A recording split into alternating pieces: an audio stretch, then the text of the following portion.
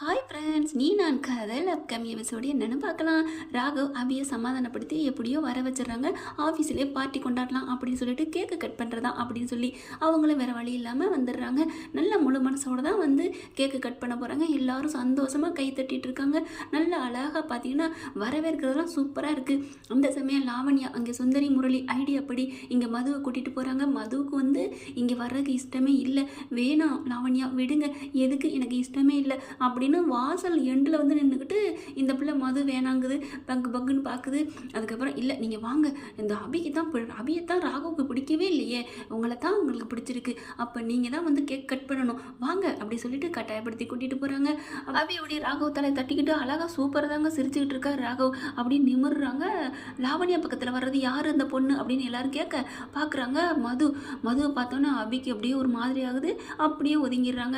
ஐயோ நல்லா வந்து நம்ம பக்கத்தில் நின்னாலே அபி இப்படி வந்து கெடுத்துருச்சுகளே அப்படிங்கிற மாதிரி பார்க்குறாங்க. லாவண்யா என்ன இது அப்படின்னு கேட்குறாங்களா. உடனே என்ன இதுனா என்ன ராகவ், உன்னோட மது நாளைக்கு கல்யாணம் பண்ணிக்க போகிற மது, அவங்க வந்து கேக் கட் பண்ணுறதானே முறை நியாயம், என்ன அபி நீங்கள் சொல்லுங்கள் அப்படிங்கிற. அபி என்ன பண்ணுறாங்க, வேறு வழி இல்லையா, ஆமாம் அப்படிங்கிற மாதிரி நவுறாங்க.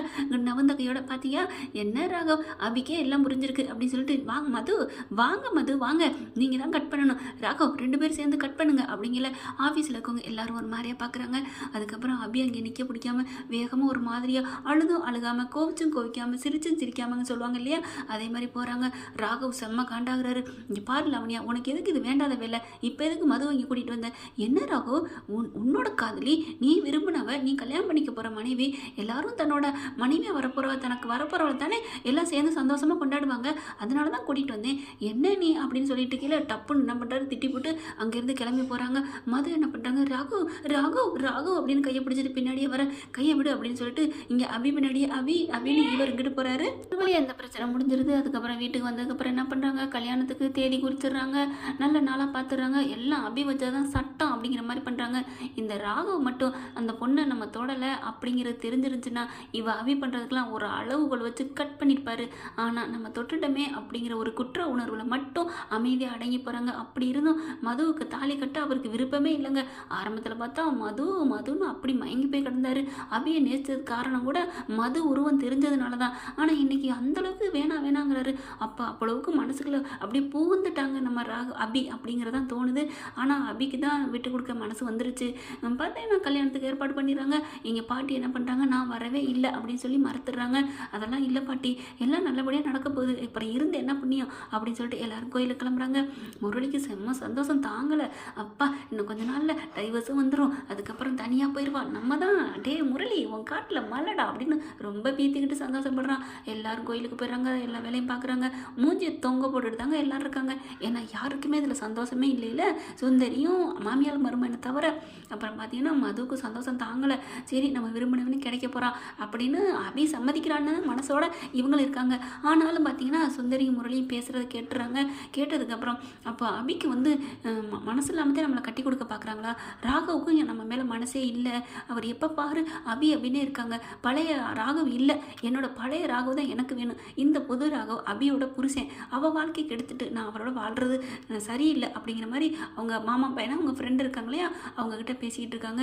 என்ன மது என்ன சொல்கிறேன் அப்படிங்கிற. ஆமாம் எனக்கு இந்த கல்யாணத்தில் இஷ்டம் இல்லை, நான் போயிட்டு எனக்கு இஷ்டம் இல்லைன்னு நான் போய் சொல்ல போகிறேன், அப்படி தான் நினச்சிட்ருக்கேன் அப்படின்னு சொல்கிறத கேட்டுடுறாங்க சுந்தரி. அப்படியே தலையில் இடி விழுந்த மாதிரி ஐயோ போச்சே காரியம் கெட்டு போச்சுன்னு சொல்லி ஓடுறா பார்த்தீங்கன்னா முரளி கிருஷ்ணா அங்கே லாவண்யா குரங்கு வேற வருது, வந்துட்டு இங்கே பாரு அப்படின்னு சொல்லிட்டு இந்த மது நமக்கு எண்ணத்துலலாம் மண்ணள்ளி போட்டா. என்னத்தை சொல்கிறீங்க, ஆமாம் அப்படின்னு நடந்தா சொல்கிறாங்களா.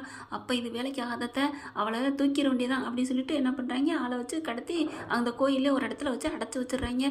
ஐயோன்னு கத்துறா, ஆனால் முடியாதுன்னு சொல்லி அடைச்சி போட்டுறாங்க. எங்கிட்டு பார்த்தீங்கன்னா அபி என்ன பண்ணுறாங்க, எங்கே மதுவை காணோம் அப்படின்னு சொல்லிட்டு இருக்கீங்களா. இங்கே அதுக்குள்ளே லாவண்யாவுக்கு என்ன பண்ணுறாங்க, இங்கே பாரு லாவண்யா நீ மது மாதிரியே போய் உட்கார்ற அப்படின்னு சொல்லிட்டு ஒரு பெரிய சாலா ஒரு அழகாக சூப்பராக எடுத்து மேலே பொத்தி விட்டுறாங்க. அப்படியே தலையில் அப்படியே பொங்காடு போட்ட மாதிரி வந்து பொண்ணு உட்காருது. அபி என்ன பண்ணுறாங்க, அப்படியே சோகமாகவே இருக்காங்க. தாலி கட்டுறதுக்கு நேரம் வந்துடுது. எல்லாம் பார்க்குறாங்க, யாருக்குமே மனசு நிம்மதி இல்லை. லாவண்யாவுக்கு மட்டும் சந்தோஷம், அப்படியே வானில் சிறகடிச்சு பறக்கிறா ரெக்க இல்லாமல். அப்பா எத்தனை நாள் கனவு, எத்தனை நாள் தவம் இன்னைக்கு நிறைவேற போகுது, கடவுளே உங்களுக்கெல்லாம் நன்றி, இன்னைக்கு ஆசை நிறைவேற போகுது அப்படின்னு சொல்லிட்டு சீக்கிரமா ராகவ் கட்டு தாலியை கட்டுறாமாம்மா கட்டு அப்படிங்கிற மாதிரி ரெடியாக இருக்காங்க. இவர் தாலி எடுக்கிறாரு. அதுக்குள்ளே இங்கே அபிக்கு இங்கே இருக்க மனசில் நிம்மதியே இல்லைங்க. எப்படிங்க என்ன இருந்தாலும் இவங்களும் விரும்ப ஆரம்பிச்சிட்டாங்க தானே, விரும்ப ஆரம்பித்தவங்க தானே. அதனால் என்ன பண்ணுறாங்க, அங்கே இல்லாமல் இந்த தாலி கட்டுற கொடுமையை பார்க்க எனக்கு தகுதி, எனக்கு எனக்கு வந்து மனசு இல்லை ராகவ், மனசு இல்லை கடவுளே அப்படின்ட்டு அங்கேருந்து கிளம்பி போயிட்டுருக்காங்க. அவங்க வாட்டுக்கு போன போக்கில் போயிட்டுருக்காங்க. போகையில் பார்த்தீங்கன்னா இங்கே அடைச்சி வச்சுருக்காங்க. ஜன்னல் வழியாக கையை விட்டுட்டு கத்துறாங்க. அபி கத்துற கையோட பார்க்குறாங்க, திரும்பி பார்க்குறாங்க. யார் அப்படின்னு வேகமாக ஓடி வராங்க. மது நீங்களா? ஆமாம், எங்களை அவுத்து விடுங்க அப்படிங்கிற கிட்ட சுற்றி வந்து டக்குன்னு என்ன பண்ணுறாங்க, அவுத்து விட்றாங்க. அந்த பையனை கூட பேசணும்னு இருக்காங்களா, அவங்களையும் சேர்த்து அவுத்துட்டு ஓடியாராங்க வேகமாக. அப்போ தான் சொல்கிறாங்க, அவுத்து விட்ட கையோட அபிக்கு ஒரே சந்தேகம், உங்களை யார் இங்கே கட்டி வச்சது இருக்கட்டும், அங்கே பொண்ணாக இருக்கிறது யார், ஒன்றும் புரியலையே அப்படின்னு கேட்குறாங்களா. அப்போ தான் சொல்கிறாங்க, எங்களை கட்டி வச்சது இருக்கட்டும், எனக்கு இந்த கல்யாணத்தில் இஷ்டம் இல்லைன்னு நான் சொல்ல வந்தேன், அதுக்கெல்லாம் யாரோ இங்கே கட்டி வச்சுட்டாங்க. உங்களுக்கு இஷ்டம் இல்லைன்னு சொல்ல வந்ததுக்கு யார் கட்டி வைக்கணும்? ஐயோ போய் கல்யாணத்தை நிறுத்துங்க, அந்த பொண்ணு யாருன்னு தெரியலையே அப்படிங்கிறாங்களா. ஐயோ அப்போ யாராக இருக்கும் அப்படின்னு சொல்லிட்டு என்ன பண்ணுறாங்க, 3 பேர் ஓடி வர்றாங்க. ராகவ் அப்படின்னு சொல்லி, ஐயோ நேரம் தாலி கட்டியிருப்பாரு, உங்களுக்கு சம்மதம் இல்லைங்கள, அப்போ ராகவ் யாருக்கு தாலி கட்ட போகிறாரு, யாருக்கோ கட்ட போகிறாரு அப்படின்னு இந்த அபியும் அவங்க 3 பேரும் ஓடி வராங்க. பறந்தடிச்சு வராங்க. தாலி கட்டியிருப்பாங்க அப்படின்னு சொல்லிட்டு கெட்டி மேளம் அப்படின்னு சொல்கிறாங்க. சவுண்டு கேட்டுருது. அப்படியே உறைஞ்சு போய் நிற்கிறாங்க அபி. அப்படி நேரம் தாலி கட்டியாச்சு, அவ்வளோதான், முடிஞ்சு போச்சு, யாருக்கோ தாலி கட்டிட்டேன், யாருன்னு தெரியல, உங்களுக்கும் இல்லை எனக்கும் இல்லை ராகவ் அப்படின்னு அழுதுட்டு நிற்கிறாங்க. பார்த்தா எல்லாம் அப்படியே ஸ்தம்பித்து போய் நிற்கிறாங்க. வாங்க அபி போய் பார்த்துருவோம் என்னன்னு, யாரும் நம்மளை பார்க்கணும்ல அப்படி சொல்லி எல்லாரும் வர்றாங்க. பார்க்குறாங்க, ராகவ் தனியாக நின்றுட்டுருக்காரு. எந்திரிச்சு என்ன அப்படிங்கிற எல்லாரும், என்ன சுந்தரி இருந்துட்டு, கட்டு ராகவ் தாலியை கட்டு, முரளி இருந்துட்டு கட்டுங்க அப்படிங்கிறாங்களா. எனக்கு கட்ட இஷ்டம் இல்லை அப்படின்னு சொல்லிட்டு தாலியை தூக்கி போடுறாருங்க. தூக்கி போட்டால் கரெக்டாக வந்து அபி காலடியிலே போய் விழுகுது. அப்படி பார்க்குறாரு. அபியை தேடி பார்க்குறாருங்க, காணுங்க. அபியை காணணுன்னு தான் இங்கே இவருக்கு மனசு கடந்து படக்குன்னு அடிச்சுக்குது. அப்புறம் தாங்க இவருக்கு மனசே வரல. அப்போ அபி ஒரு நிமிஷம் நம்ம கண்ணு பார்வையில் இல்லைன்னு நமக்கு ஏதோ மாதிரி தோணுதே. அப்போ வாழ்நாள் முழுக்க அவள் இல்லாமல் நம்ம எப்படி வாழ முடியும்? வேணவே வேணாம், நம்ம கல்யாணமே பண்ணாட்டியும் பரவாயில்ல, அவளே என்னை விட்டு போனாலும் பரவாயில்ல, அபி நினைப்பா கூட இருந்துருவோம், ஆனால் இன்னொரு பொண்ணை ஏற்றுக்க சம்மதம் இல்லைன்னு சொல்லிட்டு தாலியை வீசி எறிய, தாலி காலடியில் வர, அதை எடுத்துட்டு அபி கிட்டக்க வர, யாருங்க அப்போ இதில் இருக்குது? மதுவை பார்க்குறாங்க. மது நீ இங்கே வர்ற, அப்போ இங்கே இருக்குது யாரு அப்படின்னு சொல்லிட்டு சால வேகமாக அபி ஓடி வந்து தூக்கி பார்க்குறாங்க. லாவண்யா. அடைச்சி நீ எப்படி இங்கே வந்த அப்படின்னு சொல்லிட்டு ஓங்கி ஒரு அறை விட்டுக்குறாங்க லாவண்யாவை. அபி உடனே குறும்பி கூத்தாடுது லாவண்யாவுக்கு. என்ன அபி, என்ன நீ இப்படி பண்ணுற அப்படிங்கல.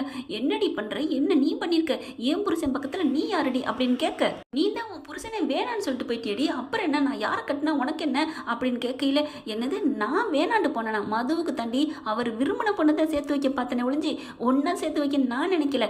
என்ன நினச்சிட்டு இருக்க லாவண்யா, எப்படா அண்ணன் போவேன் தின்ன கல்யாணம் நினச்சிட்டு இருக்கியா? அது நடக்கவே நடக்காது. நீ பார்த்தில என் புருஷன் யாரையுமே தேவையில்லைன்ட்டு தாலியை தூக்கி எறிஞ்சிருக்காரு. போதுமா? இப்போ அவர் மனசு முழுக்க நான் தான் இருக்கேன்னு இப்போ தாண்டி எனக்கே தெரியுது. ராகவ் செம்ம காண்டாராரு. ஓங்கி ஒரு அறை கொடுக்குறாரு. சீ நீலாம் ஒரு பொம்பளையா அப்படின்னு சொல்லிட்டு, லாவண்யா உனக்கு எப்படி இந்த தைரியம் வந்தது, யார் இங்கே உன்னை உட்கார வச்சது அப்படிங்கிற சுந்தரி எதுவும் சொல்லி கொடுத்துறாத ப்ளீஸ் அப்படிங்கிறாங்க.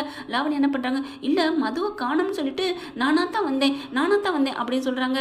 இதை சும்மா விடக்கூடாது, இது எப்படி என்ன நடந்துச்சுன்னு நான் அது விசாரிக்காமல் விட மாட்டேன் அப்படின்னு சொல்லிட்டு இருக்கல. இங்கே அபி என்ன பண்ணுறாங்க, ராகவை ஓடி போய் கட்டி பிடிக்கிறாங்க. என்னை மன்னிச்சிருங்க, நான் ரொம்ப தப்பு பண்ண தெரிஞ்சேன், நீங்கள் என்னத்தான் இவ்வளோ நேசிக்கிறீங்கன்னு நான் தெரியாமல் போச்சு.